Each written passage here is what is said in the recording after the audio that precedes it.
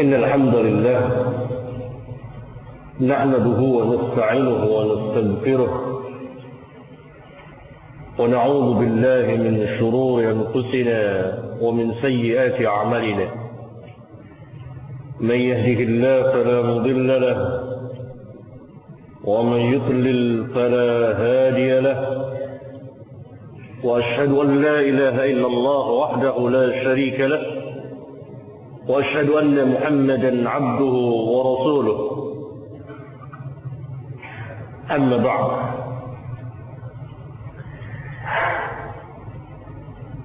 محاضرة علمية ini insyaallah taala kita bagi menjadi beberapa bagian atau pembahasan ilmiah. Yang pertama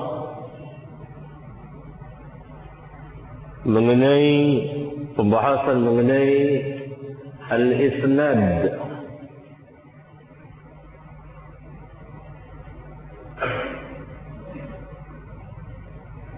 Yang merupakan kemuliaan dan kekhususan bagi umat ini, yang tidak terdapat pada umat-umat yang sebelumnya. Apakah yang dimaksud dengan isnad atau sanad? Apa?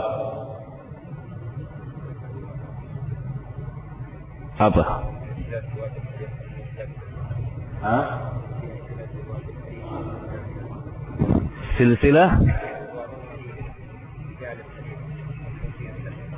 Iya. Al-isnad atau sanad adalah jalannya orang-orang yang meriwayatkan sampai kepada matan, isi atau redaksi dari apa yang dibicarakan, siapa yang berkata. Jalannya orang-orang yang meriwayatkan hadis, meriwayatkan riwayat tersebut, meriwayatkan cerita tersebut. Ya, seperti berkata Imam Al-Bukhari,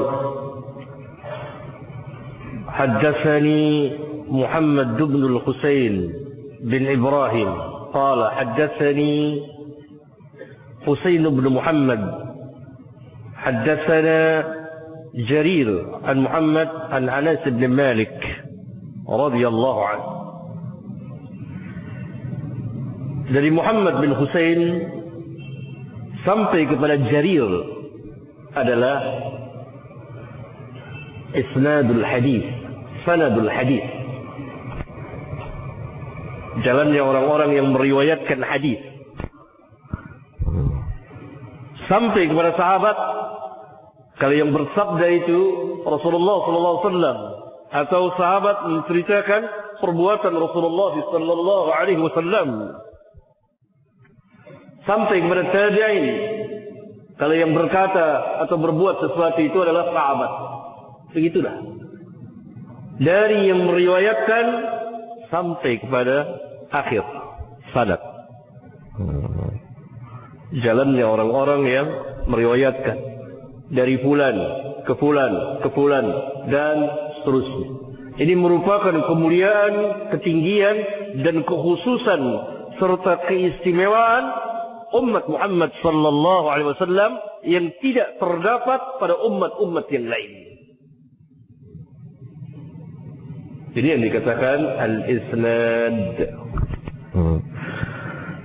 Sehingga sebuah perkataan, baik itu hadis yang disandarkan kepada Nabi sallallahu alaihi wasallam atau kepada selain beliau dari para sahabat dan tabi'in, apabila tidak ada isnad, maka tidak ada arti sama sekali, tidak dianggap, tidak mempunyai asal usulnya.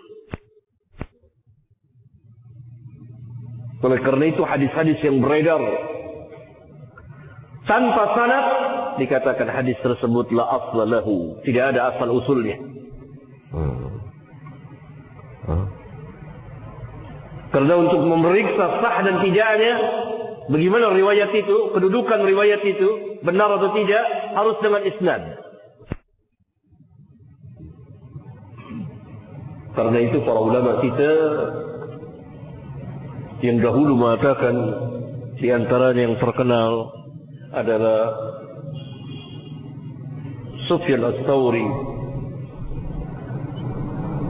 Sufyan Ats-Tsauri mengatakan, al-isnadu silahul mu'min, فإذا لم يكن معه السلاح فبأي شيء يقاتل.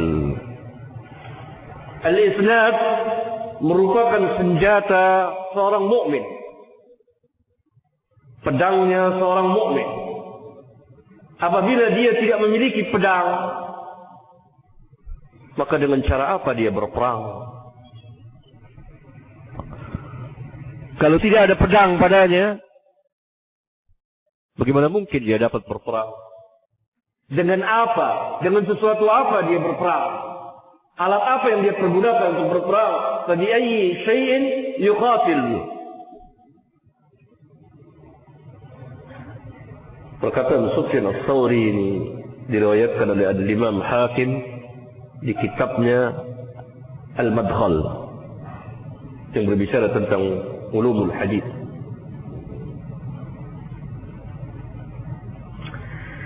Kemudian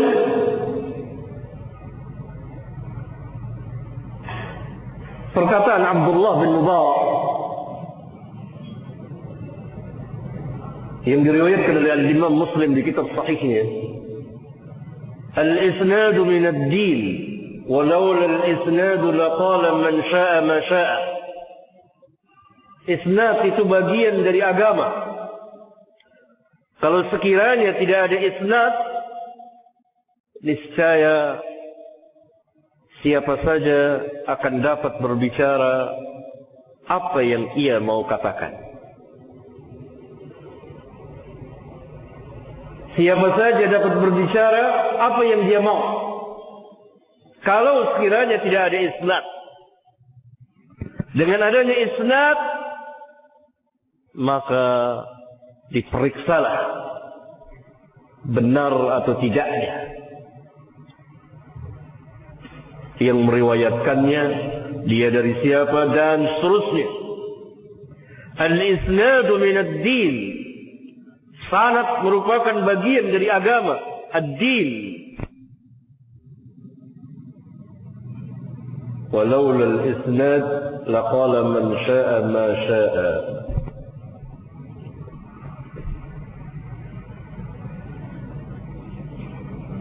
Al-Imam Hakim di kitabnya Ma'rifatu Ulumil Hadis, pengetahuan tentang ilmu-ilmu hadis, di bagian muqaddimahnya berkata, Sami'tu al-Syaikh Abu Bakr Ahmad bin Ishaq al-Faqih وهو ينادي رجلا فقال الشيخ حدثنا فلان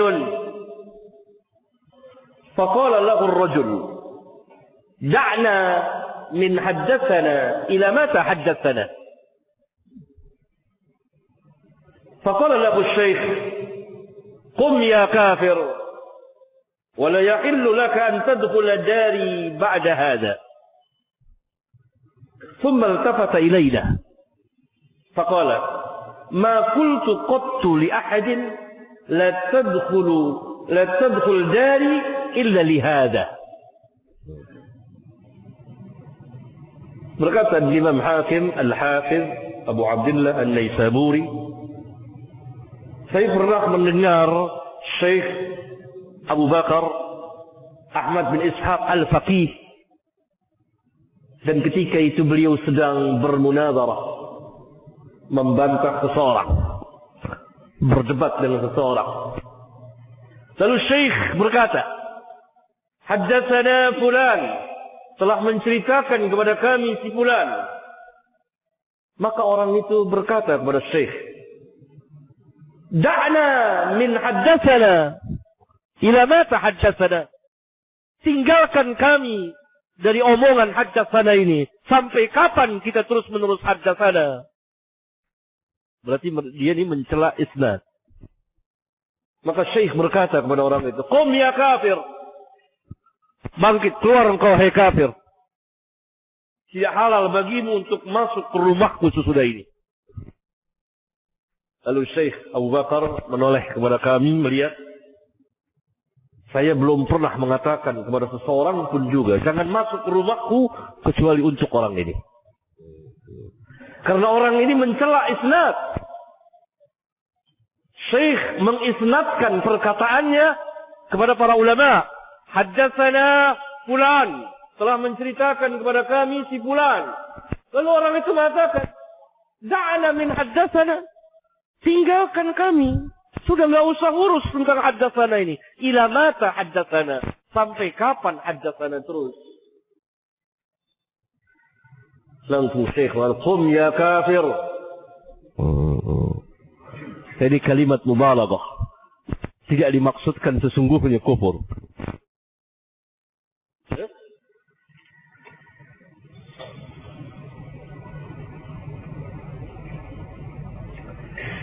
Maka Al-Imam Hakim Al-Hafiz An-Naisaburi mengomentari, berbicara tentang isnad. Beliau mengatakan, kalau sekiranya tidak ada isnad dan tidak ada at-ta'ifah al-mansurah yang mencari dan terus-terus mengusahakan isnad, mencari sanad pada zamannya, menghafalnya,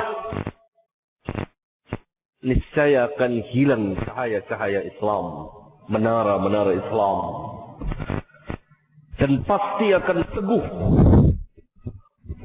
orang-orang yang ilhad dan ahli bid'ah yang akan membuat hadis-hadis yang palsu, memalsukan hadis-hadis dan merubah-rubah isnad. Fa innal akhbar, karena sesungguhnya riwayat-riwayat itu idza ta'arrad an wujudil asanid fiha kanat butran. Sesungguhnya riwayat-riwayat itu apabila kosong, tidak ada keberadaan sanad di dalamnya, maka riwayat itu terpotong. Kan kalau langsung perkataan tidak ada sanad, maka terpotonglah itu. Jadi perkataan yang patut dicatat dengan tinta emas. Kalau sekiranya tidak ada sanad, kalau sekiranya tidak ada at-ta'ifah mansurah yang terus-menerus mencari sanad, menghafalnya, niscaya menara-menara Islam akan lenyap. Yang dimaksud menara-menara Islam di sini adalah syiar Islam. Dan akan teguh kokoh ahlul bidah, di mana mereka akan membuat hadis-hadis palsu, wa qallabal asanid, dan memutarbalikkan isnad. Fa innal akhbar idza ta'arrad an wujudil asanid fiha kanat butran atau batran. Batara. Inna syani'aka huwal abtar. Ini kepentingan, kemuliaan, keistimewaan al-isnad. Al-isnad min ad-din. Saudara mempunyai keyakinan seperti itu. Ada sesuatu keyakinan yang saudara yakin, atau amalan yang saudara amal, ditanya, mana isnadnya? Dari mana asalnya? Sandarannya kemana? Ke ahli bid'ah atau ke ahli sunnah?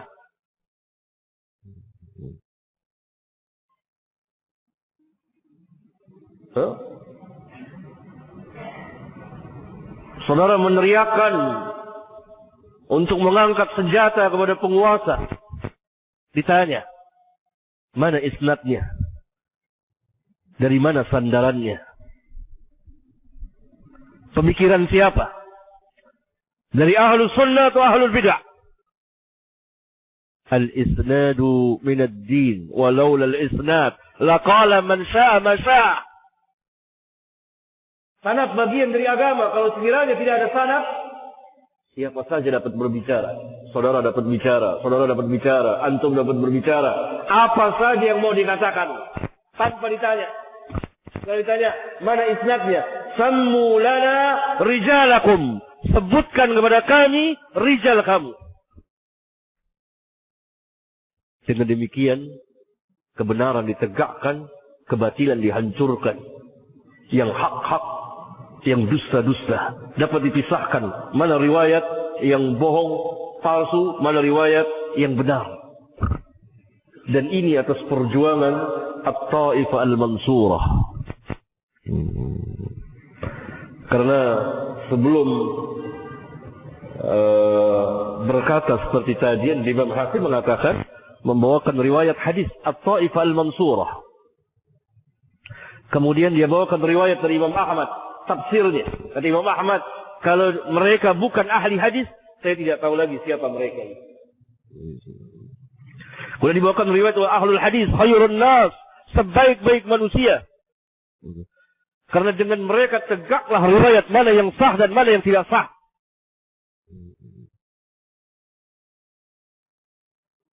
Nah, ini tentang kepentingan, kemuliaan dan keistimewaan Islam. Kita meningkat kepada pembahasan yang kedua.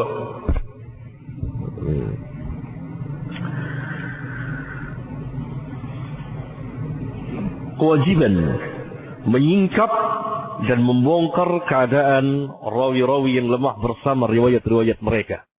Tentunya ini adalah bagian dari para ulama. Saya menulis sedikit di beberapa kitab saya, seperti di kitab pengantar ilmu mustalahul hadis, atau di kitab Al-Masail jilid ke-8 bagian akhir tentang soal jawab masalah hadis, beberapa riwayat yang sangat menakjubkan dari para a'immah.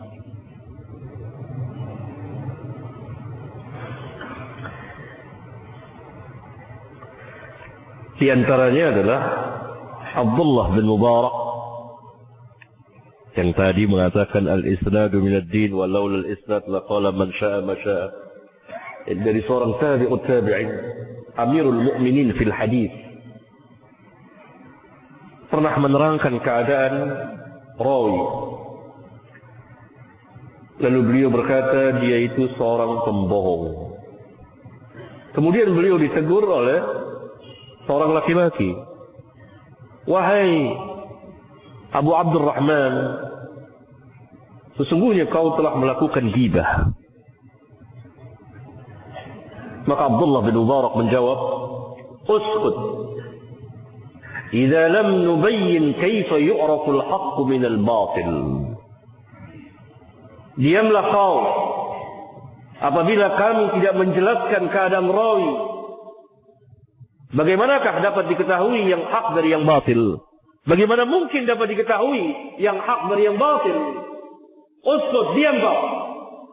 Idza lam nubayyin kaifa yu'rafu al-haqq min al-batil. Idza lam nubayyin kaifa yu'rafu al-haqq min al-batil. Kalau kami tidak menjelaskan mana rawi yang dhaif dan mana rawi yang thiqah, bagaimana dapat diketahui mana yang hak dan mana yang batil? Ini bukan ghibah. Dalam riwayat yang lain, Abdullah bin Mubarak pernah menerangkan keadaan seorang rawi yang bernama Al-Mu'alla bin Hilal sebagai seorang pembohong, pendusta. Al-Mu'alla bin Hilal itu kadzab, pembohong. Lalu sebagian dari kaum Sufiyah menegur beliau, "Hai Abu Abdurrahman, sesungguhnya engkau telah melakukan ghibah. Kemudian Abdullah bin Mubarak menjawab seperti di atas. Imam Ahmad bin Hanbal yang dijuluki oleh para ulama sebagai imam Ahlus Sunnah wal Jamaah pernah ditanya oleh seseorang yang bernama Muhammad bin Bundar. Ba nun dal ra, Bundar. Wahai Abu Abdullah, sesungguhnya sangatlah memberatkan saya untuk mengatakan bahwa si fulan itu adalah seorang pembohong, pendusta. Imam Ahmad menjawab dengan jawaban yang sama dengan jawaban Abdullah bin Mubarak yang menjadi kaidah umum tentang ilmu al-jarh wa ta'dil. Jawaban beliau, "Idza sakatta anta wa sakattu ana, famata ya'rifu al-jahilu as-sahiha min as-saqim." Luar biasa. "Idza sakatta anta wa sakattu ana, famata ya'rifu al-jahilu as-sahiha min as-saqim." Apabila kau diam dan aku pun diam dari menjelaskan cacat dan celaknya seorang rawi, demikian juga ta'dilnya, maka kapankah orang yang jahil dapat mengetahui hadis yang sahih dari hadis yang sakit, yang dhaif? Kalau engkau diam, aku diam, kedua-duanya adalah ahlinya. Kalau bukan ahlinya tentu harus diam. Tidak mungkin antum disuruh untuk berbicara mana yang sahih, mana yang dhaif, mana yang thiqah, mana yang dhaif. Tidak mungkin. Tapi yang ahli ini yang tampil. Maka kata Imam Ahmad, apabila engkau diam, saya pun diam. Bagaimana mungkin orang yang jahil? Nanti bagaimana orang jahil bisa tahu mana riwayat yang sah dan mana riwayat yang tidak sah? Famata. Kapan orang yang jahil, yang tidak mengerti dari orang-orang umum, riwayat yang sahih dan dari riwayat yang dhaif?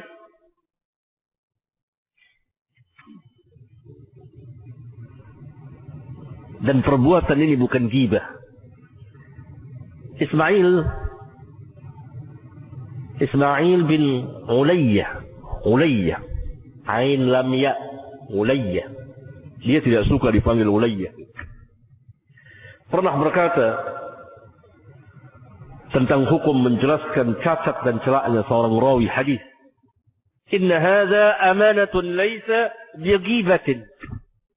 Ini amanah, bukan ghibah. Kemudian Al-Imam Abu Zur'ah Ad-Dimashqi, bukan Abu Zur'ah Ar-Razi, Abu Zur'ah Ad-Dimashqi, berkata, aku pernah mendengar Abu Mus'ir, Mim Ain Sin Ra, Mim Sin Ain Ra, Mus'ir, ditanya tentang keadaan seorang rawi yang salah dan waham, ragu-ragu dan tashif, merubah lafaz hadis atau riwayat di dalam hadis. Beliau menjawab, jelaskanlah keadaannya. Maka aku bertanya kepada Abu Mus'ir, apakah engkau menganggap yang demikian itu termasuk dari perbuatan ghibah? Beliau menjawab, tidak. Jadi tidak termasuk dari ghibah. Berkata Abdullah bin Ahmad bin Hanbal, anaknya Imam Ahmad, Abu Turab,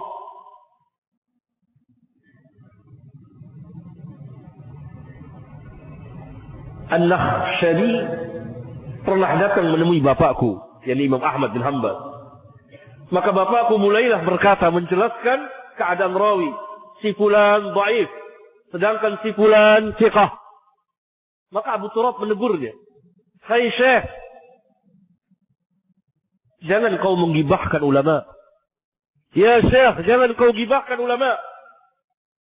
Lalu bapakku menoleh kepadanya, maka beliau menjawab, waihaka, hadha nasihatun laysa hadha ghibah. Hadha nasihah laysa hadha ghibatan. Kasihan kau, ini nasihat bukan ghibah. Al-Imam Muslim meriwayatkan dari Muhammad bin Sirin, dia berkata, inna hadha al-ilma dinun fanzuru amman ta'khuduna dinakum. Muhammad bin Sirin seorang tabi'in berkata, sesungguhnya ilmu ini adalah din. Maka perhatikanlah dari siapa kamu mengambil agama kamu. Karena ketika seseorang berbicara tentang din, maka ditanya isnadnya, dari mana asalnya, pengambilannya, dari ra'yu atau dari asar. Kalau dari asar, dari hadis, bagaimana al-fahmu, pemahaman terhadap hadis tersebut. Kalau dari ayat dan hadis, bagaimana pemahamannya, bagaimana isnadnya, siapa yang berpendapat seperti itu, dan seterusnya. Sesungguhnya ilmu ini, inna hadzal ilma dinun fanzuru amman ta'khuduna dinakum. Perhatikan, lihat dari siapa engkau mengambil agama kamu. Kita hidup di zaman seseorang seenaknya mengambil agamanya dari siapa saja yang dia mau. Diriwayatkan oleh Imam Muslim. Muhammad bin Sirin pun mengatakan lagi di kesempatan yang lain, lam yakunu yas'aluna 'anil isnad falamma waqa'atil fitnah qalu sammu lana rijalakum fayunzuru ila ahli sunnah fayukhadhu hadithuhum wa yunzuru ila ahli bid'ah fala yukhadhu hadithuhum. Ibnu Sirin mengatakan, dahulu mereka, jadi para ahli hadis, tidak bertanya tentang isnad karena semuanya thiqah. Maka ketika terjadi fitnah, kekacauan di kalangan kaum muslimin, telah terjadi fitnah, mereka bertanya tentang sanad hadis yang disampaikan atau dibacakan kepada mereka. Sebutkanlah kepada kami nama rawi-rawi kamu. Sebutkanlah kepada kami nama rawi-rawi kamu. Maka mereka pun melihat, maka dilihat kepada ahlu sunnah yang meriwayatkannya, maka diambil hadisnya dari mereka. Dan dilihat kepada ahli bid'ah yang meriwayatkannya, maka tidak diambil hadisnya dari mereka. Dikeluarkan oleh Imam Muslim. Riwayat yang seperti ini sungguh banyak, yang menunjukkan bahwa para ulama dari zaman ke zaman, dari dahulu sampai pada hari ini, yakni mereka yang ahlinya dalam hadis, senantiasa menyingkap dan membongkar keadaan rawi-rawi dari para pemalsu hadis bersama riwayat-riwayat yang dhaif. Dengan sebab mereka ini tegaklah din dan tinggilah al-Islam dan hancurlah kebatilan, hancurlah para pemalsu dan pembohong atas nama Rasulullah SAW, atas nama para sahabat, atas nama Islam, atas tarikh Islam, sejarah Islam, dari zaman ke zaman. Tidak peduli manusia mau menuduh mereka suka menggibahkan orang, mencela orang, tidak peduli, karena niatnya adalah untuk menegakkan al-Islam, menghancurkan kebatilan, menegakkan sunnah, menghancurkan bid'ah.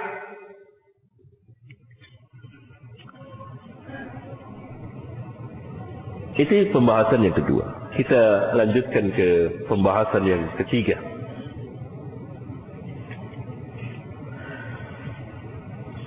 Terdapat 3 macam jenis riwayat yang sampai kepada kita,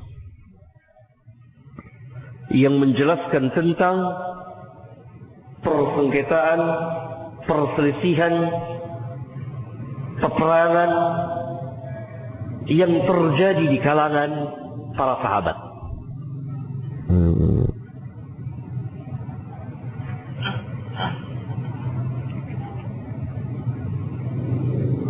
Sebagaimana dikatakan oleh Syekhul Islam Ibn Taimiyah rahimahullah taala di akidahnya, itu akidah al-wasithiyah. Syekhul Islam mengarang kitab al-aqidah, akidah wasithiyah, atas permintaan seorang qadi dari negeri daerah Wasit, meminta beliau untuk menulis tentang al-aqidah. Maka beliau tulis secara ringkas tapi padat dan menjelaskan tentang usul dasar-dasar akidah Ahlus Sunnah wal Jamaah. Di antaranya beliau menjelaskan bahwa sesungguhnya riwayat-riwayat al-athar yang datang kepada kita yang menjelaskan tentang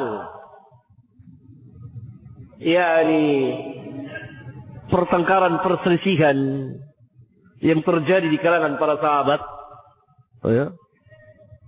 peperangan, minha ma huwa kadzibun. Yang pertama di antaranya adalah yang bohong, dusta.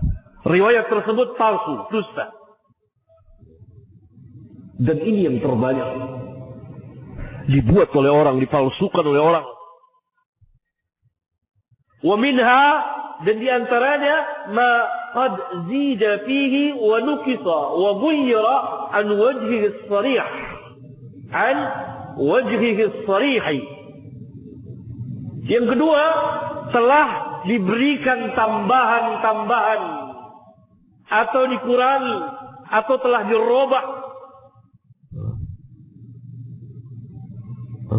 dirubah dari arah yang sahih kepada arah yang tidak sahih. Wa ghayyara an wajhihi as-sarih, dari yang sebenarnya kepada yang lain.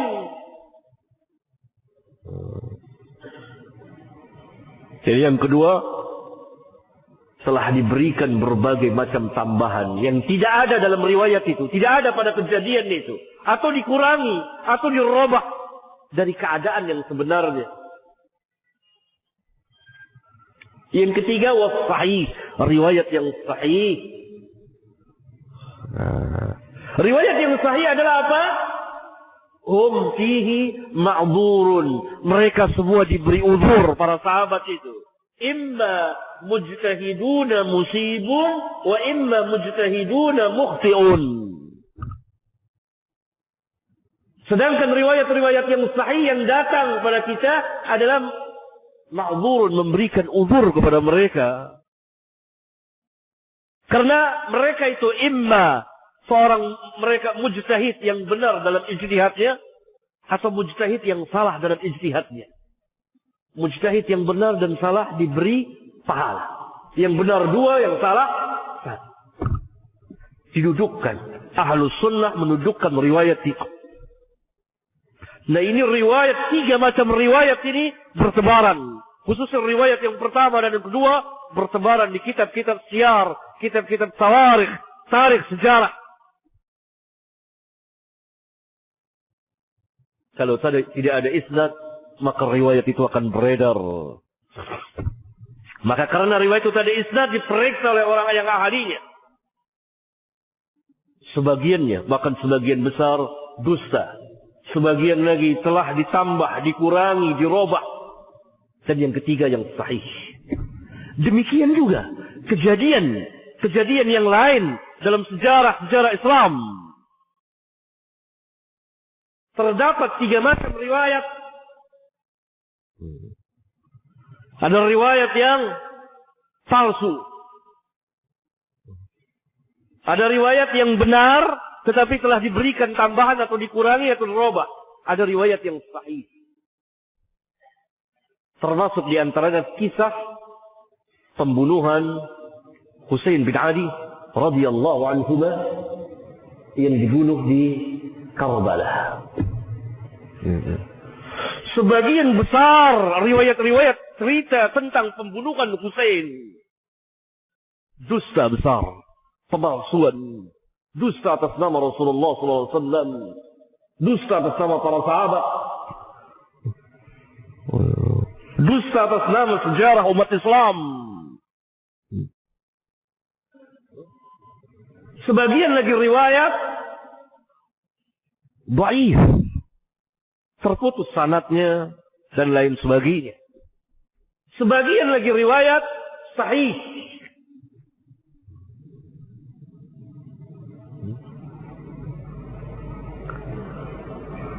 Maka mana yang akan kita pegang? tentu adalah riwayat yang sahih. Riwayat yang sahih. Oleh karena yang keempat dari pembahasan kita ini berpegang dengan riwayat yang sahih. Kewajiban kita berpegang dengan riwayat yang telah sah menurut pemeriksaan para ulama yang ahli dalam ilmu riwayat, dan berjalan sesuai dengan qawaidul hadithiyah. Yani yang berbicara, yang mengatakan sah dan tidaknya harus para ulama ahlul hadis minal muhaddithin.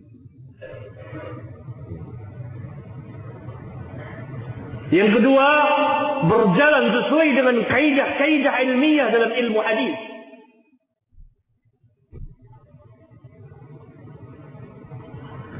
Masyarakat umum mengikuti para ulama. Fas'alu ahla dzikri in kuntum la ta'lamun. Kewajiban berpegang dengan riwayat yang telah sah, baik yang berkaitan dengan hadis Nabi SAW dari perkataan dan perbuatan dan takrir beliau, atau yang berkaitan dengan sahabat, atau yang berkaitan dengan tarikh perjalanan umat Islam, seperti apa yang terjadi di kalangan para sahabat,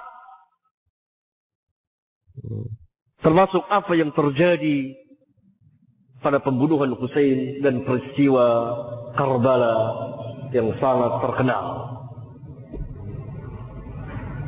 Maka kewajiban kita adalah berpegang dengan riwayat yang telah sah dan memahaminya dengan pemahaman yang benar, yang berjalan sesuai dengan pemahaman Ahlus Sunnah wal Jamaah, tidak melampaui batas dari satu sisi dan juga tidak melampaui batas dari sisi yang lain.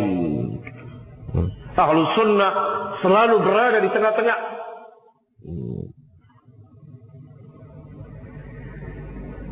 Oleh karena itu, para muhaddithin, para ahli hadis selalu terdepan dalam pemeriksaan riwayat. 2 Sabtu yang lalu ya, saya pernah menjelaskan tentang kisah perang Zatu Qarad. Zatu Qarad. Masih ingat kisahnya? Kapan terjadinya? Sebelum Hudaybiyah atau sesudah Hudaybiyah?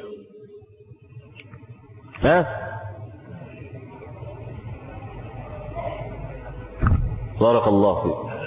Sesudah Hudaybiyah. Adapun apa yang dikatakan ahlu siyar? Oh, Fathul Bari, punya Fathul Bari.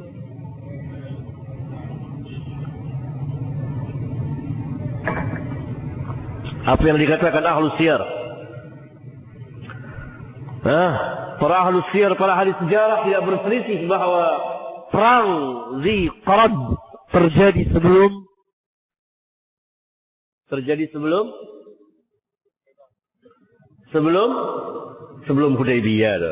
Terjadi sebelum Hudaybiyah. Ini khata, keliru.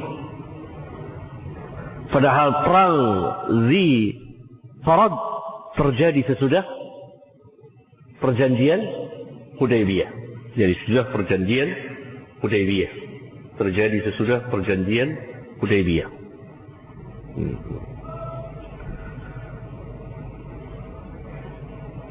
Maka Al-Hafidh mengatakan, "Fa'ala hadha ma fi as-sahih min at-tarikh li ghazwati Dzi Qarad asahhu mimma dzakarahu ahlu siyar." Ini kan udah pernah kita bahas dalam mensyarahkan hadis 4194. Fa'ala hadha ma fi as-sahih min at-tarikh li ghazwati Dzi Qarad asahhu mimma dzakarahu ahlu siyar. Berdasarkan ini, maka apa yang terdapat di riwayat yang sahih dari tarikh sejarah perang Dzulqa'dah as-sahhu lebih sahih dari apa yang disebutkan oleh ahli sejarah.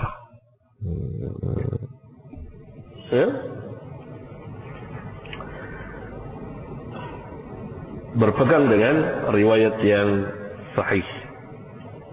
Yang kelima, mari kita melihat di antara riwayat yang dhaif dan sahih dari kisah pembunuhan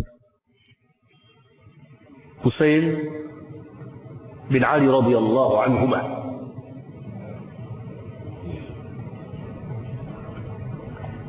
Pengambilan dasar adalah hadis nomor 3748.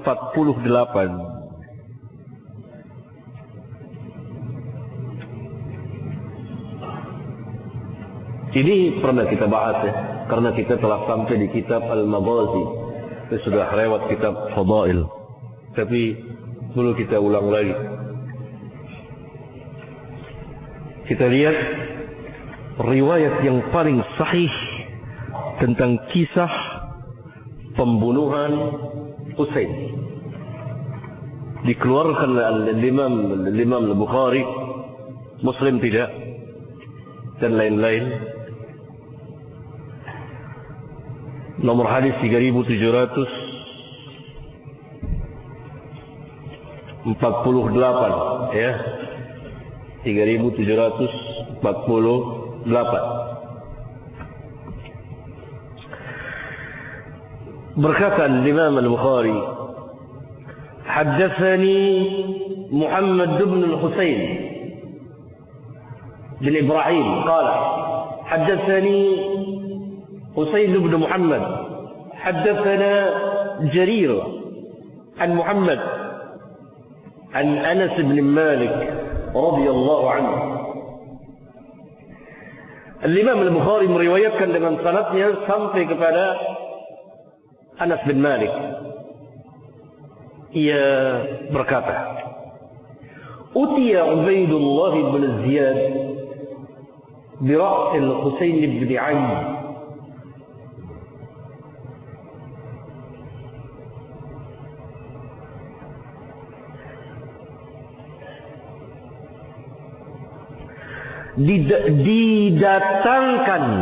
didatangkan kepada Ubaidullah bin Ziyad, Amir, pemimpin pasukan yang memerangi Husain pada tahun ke-61 Hijriyah di Irak, di satu tempat namanya Karbala.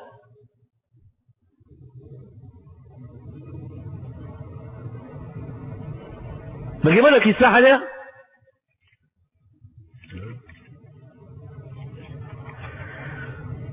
Husain bin Ali radhiyallahu anhu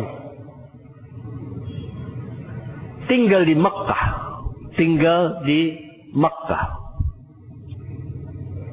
Beberapa sahabat tinggal di Makkah. Ibnu Abbas, Abdullah bin Zubair dan lain-lain. Ketika Muawiyah bin Abi Sufyan radhiyallahu anhu wafat, maka anak beliau yang menduduki jabatan imam kaum muslimin atau khalifah. Muawiyah wafat pada tahun ke-60 Hijriyah. Maka naiklah Yazid bin Muawiyah. Dia bukan sahabat, dia tabi'in. Penduduk Irak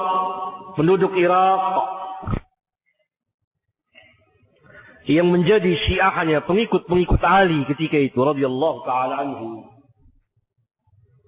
Tapi ma'ruf perjalanan penduduk Irak, suka berkhianat, berbohong dan lain-lain, ma'ruf. Menulis surat kepada Husain terus menerus agar Husain datang ke Irak dan mereka akan baiat Husain Karena mereka tidak mau Yazid bin Muawiyah menduduki jabatan khalifah. Engkau lebih berhak. Dan seterusnya. Pun mereka datang ke Mekah mengajak Husain untuk berangkat ke Kufah dan mereka akan sediakan pasukan.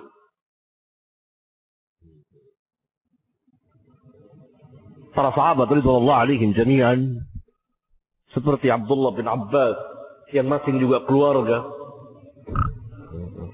dan lebih tua dari Husain kerap kali menasihati, jangan berangkat ke Kufah. Ayahmu saja dibunuh di Kufah. Dan mereka pengkhianat dan seterusnya. Saya khawatir engkau akan dibunuh di sana. Karena mereka ini penduduk Irak, mau membantu, akhirnya mereka berkhianat kepada Husain. Karena itu 1000 tahun lebih orang-orang Rafidhah meratapinya. Dalam ratapan bid'ah itu. Mereka aneh mereka ini. Mereka mengaku pembela Husain. Tapi pada hakikatnya mereka yang berkhianat kepada Husain. Dan menyerahkan Husain kepada Ubaidullah bin Ziyad untuk dibunuh.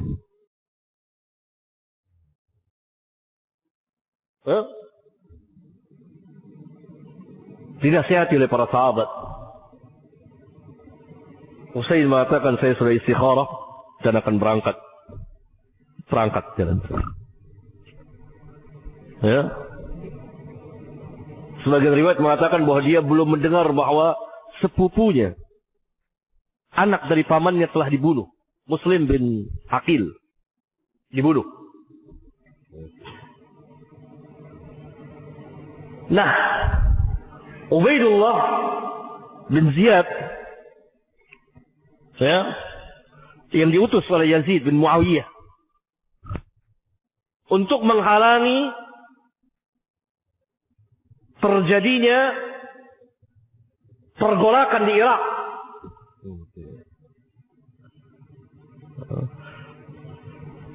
Berhadapan dengan Husain. Karena Husain di tengah perjalanan menuju Irak. Karbala itu sebelum Irak, akan masuk ke Irak. Yazid mengutus Ubaidullah bin Ziyad karena telah tercium adanya pergolakan di Irak oleh orang-orang ini yang akan mempergunakan tangan Husain. Mereka ini sebetulnya penjahat.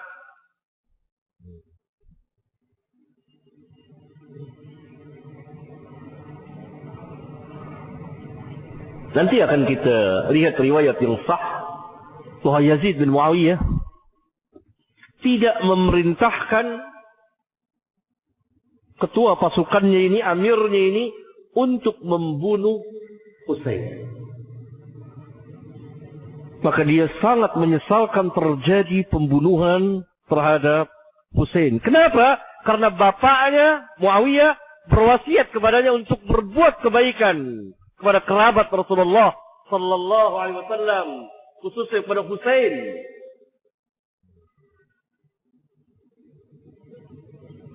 Oleh karena itu ketika sampai kabar kepadanya pembunuhan Husain, satu keluarga itu menangis sedih dan melaknat Ubaidullah bin Ziyad. Hanya saja dia tidak menghukum Ubaidullah, yang menunjukkan dia tidak membela Husain secara langsung tegas. yakni dia tidak mengkisas Ubaidullah bin Ziyad yang membunuh Husain, padahal dia telah memesan agar tidak membunuh. Jadi kedua pasukan itu berhadapan. Husain bersama keluarganya, anak dan istrinya. Mana penduduk Irak yang katanya akan membantu? Mereka lari meninggalkan Husain di Karbala. Sampai Husain terbunuh mazluman syahidan. Teraniaya, mazlum. sebagai syahid. Mazluman syahidan. Ittifaq ahlu sunnah mengatakan Husain terbunuh mazluman syahidan, teraniaya, sebagai orang yang teraniaya dan mati syahid. Maka potong penggal kepalanya. Ini dia. Dari sini nampak jelas berbagai macam riwayat yang palsu. Dikatakan bahwa kepala Husain diarak sampai diletakkan di depan Yazid bin Muawiyah. Perempuan-perempuannya, wanita-wanitanya dan anak-anaknya dimutari ke keliling negeri, naik kendaraan tanpa pelana, ditawan, dirampas. Semua ini adalah kepalsuan dan kebohongan yang dibuat oleh orang-orang Rafidhah.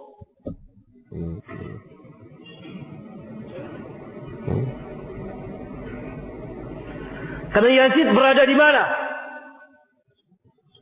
Syam. Kejadian ini di mana? Irak. Karbala. Daerah Irak. Ya? Maka kita lanjutkan. Utiya Ubaidullah bin Ziyad bi ra'sil Husain bin Ali. Didatangkan kepada Ubaidullah, serahkan kepada Ubaidullah kepala Husain bin Ali. Fajila fi tasfin, dimasukkan kepala itu, diletakkan di bejana. Bejana, kepala itu di bejana. Faja'ala yankutu.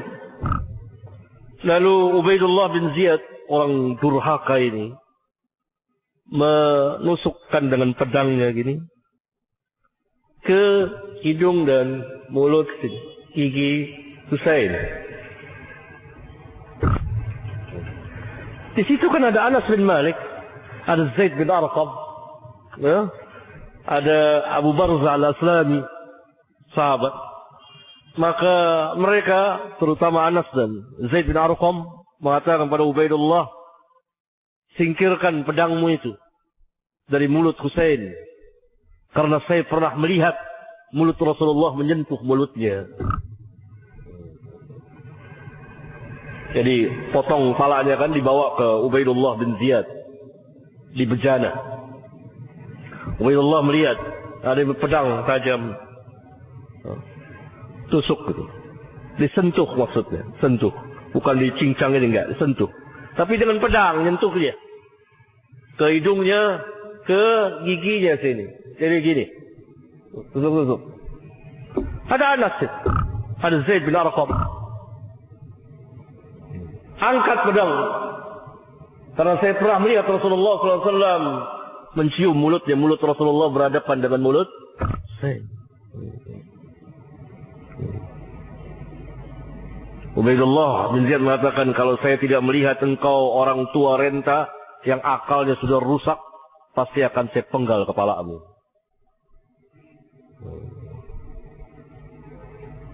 Lalu Zaid bin Arqam, the Syekh, jalan. Ini diterangkan juga oleh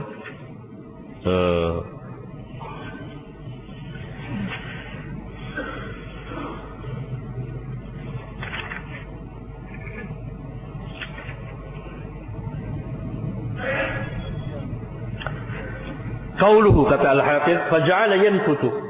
Dalam riwayat Tirmidzi dan Ibn Hibban dari jalan Hafsah bint Sirin an Anas, faja'ala yaqulu bi qadibin lahu fi anfihi. Dalam riwayat Tirmidzi dan Ibn Hibban, kata Al-Hafiz, lalu Ubaidullah bin Ziyad itu mulai menusuk dengan qadib. Qadib itu pedang ke hidung Husain. Walid Tabrani, dan bagi Imam Tabrani dari hadis Zaid bin Arqam, faja'ala qadiban fi yadihi fi 'ainaihi wa anfihi.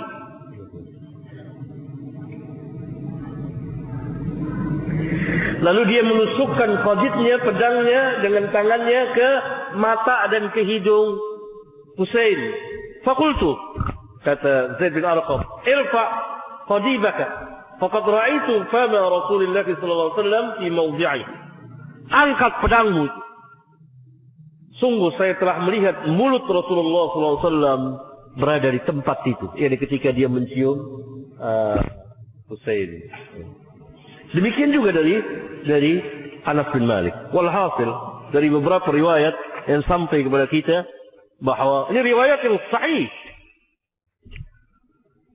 Setelah selesai perang dan Husain ditebas kepalanya, potong, maka kepalanya itu diletakkan di bejana. Kemudian sama pasukan dibawa ke panglimanya Ubaidullah bin Ziyad. Maka Ubaidullah bin Ziyad menusuk-nusuk di antara matanya, hidungnya, sulaianya, giginya.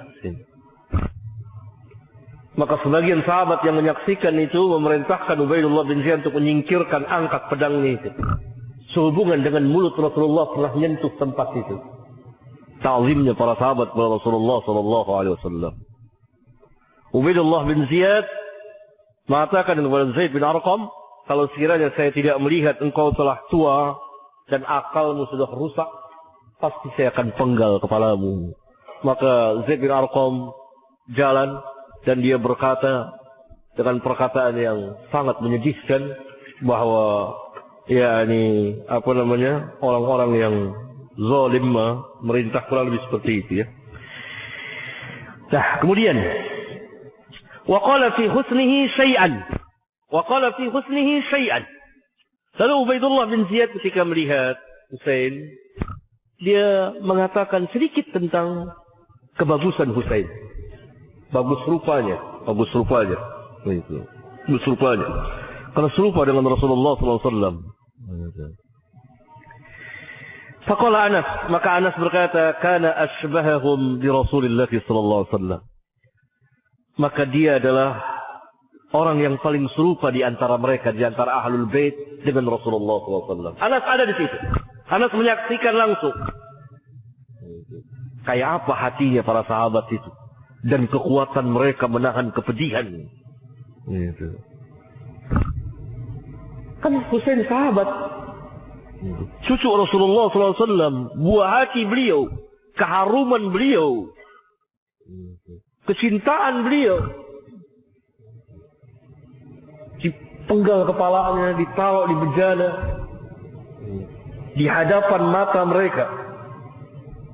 Ashabiyun jalil, para sahabat besar. Apa yang bisa mereka perbuat di luar kemampuan mereka. Kekuatan menahan kepedihan. Sehingga mereka melihat itu ada Anas bin Malik, Zaid bin Arqam, Abu Barzah al-Aslami dan lain-lain, belum lagi para tabi'in yang tidak ikut dalam perang itu. Kan mereka tinggal di Irak.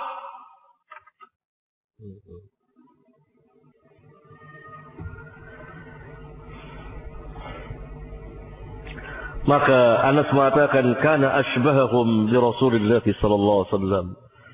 Dia adalah orang yang paling serupa di antara Ahlul Bait dengan Rasulullah sallallahu alaihi wasallam. Sedih Anas ini katanya. Jadi menunjukkan orang ini serupa dengan Rasulullah sallallahu alaihi wasallam, mukanya itu. Kenapa dianiaya seperti ini? Itu. Wa kana makhduban bil wasmati. Dan Husain adalah makhdub, dikhidab. Apa ya? Dispu rambut dan jenggotnya.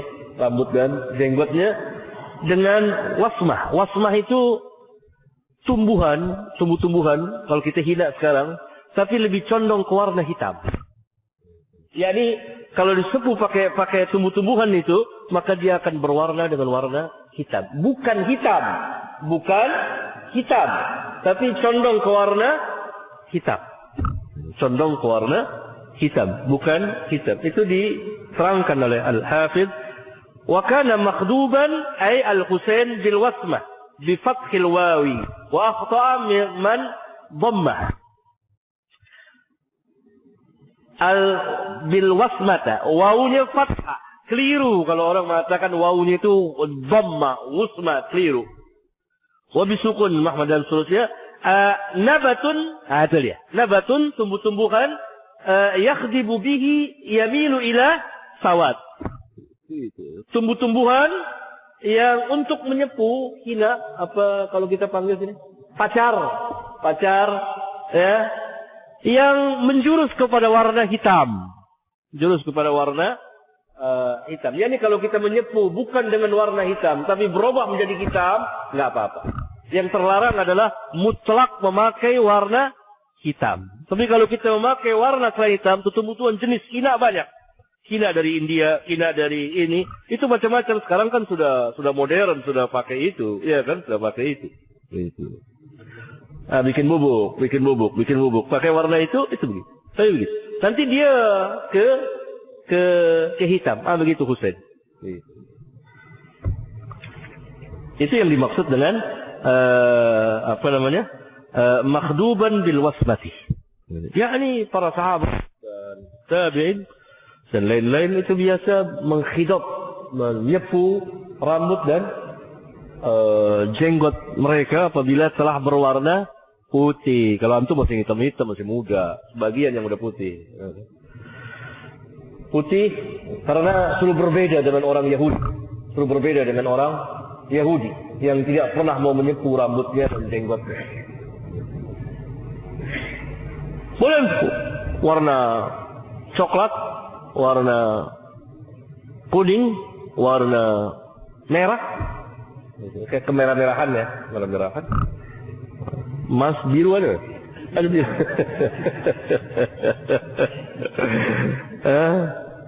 Itu.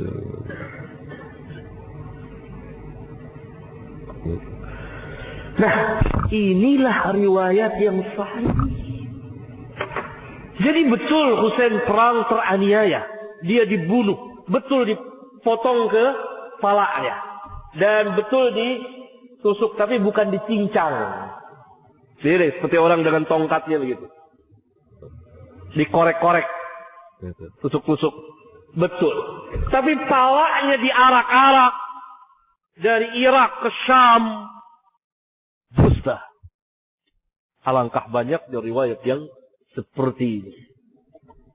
Mari kita dengar apa yang dikatakan oleh Syekhul Islam Ibn Taymiyah rahimahullah ta'ala, salah seorang imam ahlul hadis. Bahkan beliau Syekhul Islam, beliau mengatakan di kitabnya yang sangat terkenal sekali, yang beliau susun karang khusus membantah orang-orang Syiah, Minhajus Sunnah An-Nabawiyyah fi naqdi kalam Syiatil Qadariyah. Beliau mengatakan, walladzina naqalu masra' al-Husain zadu asya'an min al-kadhib kama zadu fi qatl Uthman وكما زادوا فيما يراد تعظيمه من الحوادث وكما زادوا في المغازي والفتوحات وغير ذلك والمصنفون في أخبار قتل الحسين منهم من هو من أهل العلم كالبغوي وابن أبي الدنيا وغيرهما ومع ذلك فيما يروونه آثار منقطعة وأمور باطلة وأما ما يرويه المصنفون في المصرع بلا إسناد فالكذب فيه كثير. Ini perkataan luar biasa, tinggi sekali, yang artinya secara makna, dan orang-orang yang meriwayatkan tentang kematian terbunuhnya Husain, mereka telah memberikan tambahan, berbagai macam tambahan dusta. Zadu asya'an minal kadhib. Mereka telah memberikan berbagai macam tambahan-tambahan bohong. Sebagaimana mereka juga memberikan tambahan tentang kisah pembunuhan Utsman. Sebagaimana juga mereka telah memberikan tambahan tentang apa dari kejadian-kejadian yang ingin mereka besarkan. Apabila ada kejadian atau sejarah atau cerita yang ingin mereka besarkan, mereka agungkan, maka mereka pun memberikan tambahan-tambahan dalam riwayat itu, kebohongan-kebohongan.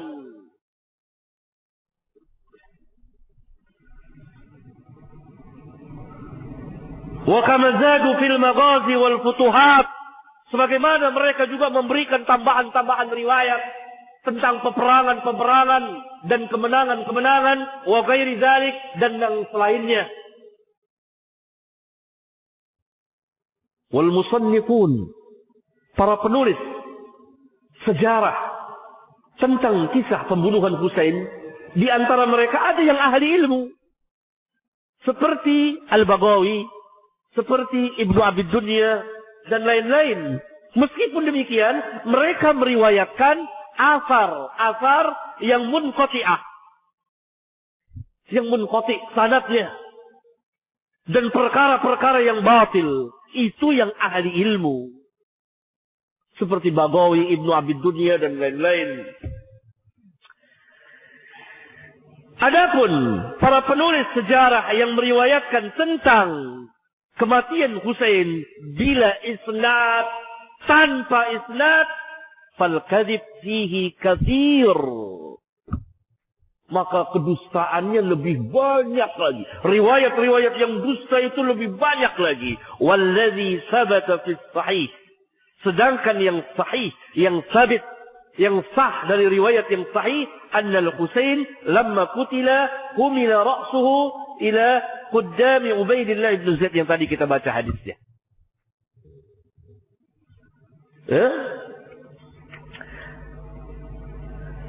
Beliau juga mengatakan, yakni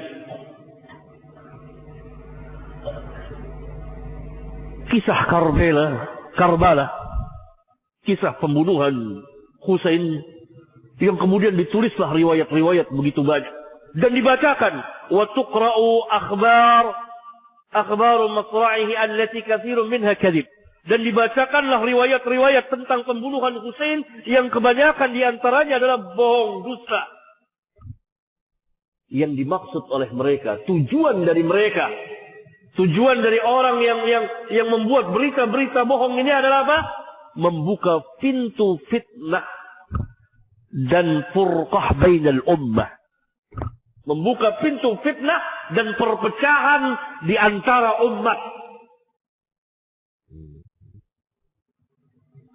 Sehingga mereka membacakan apa? Riwayat-riwayat yang palsu.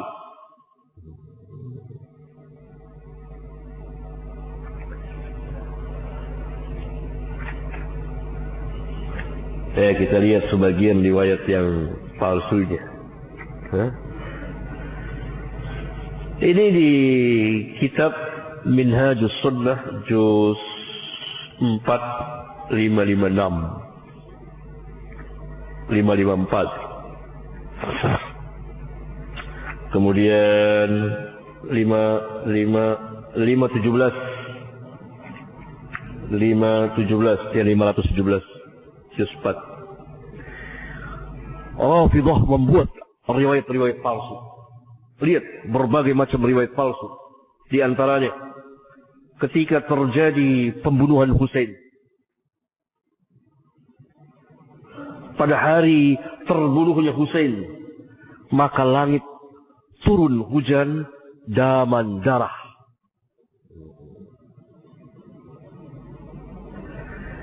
Dan langit nampak merah. Saya kira yang buat hadis palsu ini betul-betul berada dalam kebodohan. Karena merahnya warna langit itu tabiat yang Allah telah tentukan, ya kan? Sering kita lihat warna merah di ufuk. Yang biasa terjadi. Mereka mengitikadkan ini dia darahnya Husain.